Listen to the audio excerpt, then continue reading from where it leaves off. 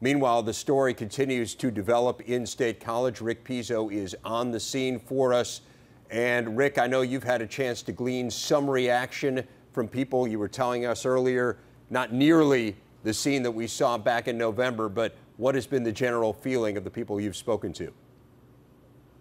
Well, certainly more subdued, Dave, than that fateful night in November, though emotion's still running a bit high. A woman just walked by me about 5 or 10 minutes ago, shaking her head and simply said, "This makes me sick." President Rodney Erickson knew he could not please everyone with this decision, said so in the statement he issued earlier this morning, basically admitting that there was going to be a large percentage of people unhappy with his decision to take down the Joe Paterno statue, and he was going to have to live with that decision. We had a chance to chat with some folks earlier this morning, and certainly their reaction to the removal of the statue, a bit mixed.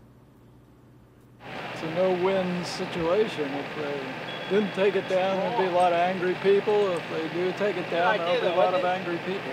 I just think it's a sad day for the Paterno family. You know, I think people that were involved do have to pay, you know, for their wrongdoings, but I don't think the university should suffer like this. And the football program, if they are going to not play the season, that's not fair to those players. I just, you know, like I said, I think, you know, people involved have to be accountable for what they did, but it's a sad day for the university.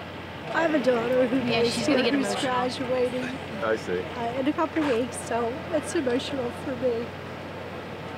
It's sad. It's sad that the students have to suffer. If you just remember the statue, it's for what he done good. He made one mistake, couple mistakes, fine, but for what he did for 60 years, you know, there wouldn't be this stadium without him. There wouldn't be Spike Stadium without him. Wouldn't be any state college without him. So that's my opinion.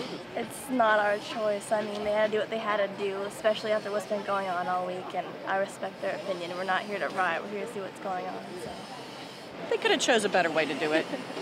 You know, not hiding it like they are behind the curtains, and you know, they could have just been a little more open with it and, you know, let the kids, the students have their chance to say goodbye. I'm sure that's why they did it the way they did it, to avoid that. Avoid the riots, avoid, you know, a lot of commotion, but it's still going to be the same response, I'm sure.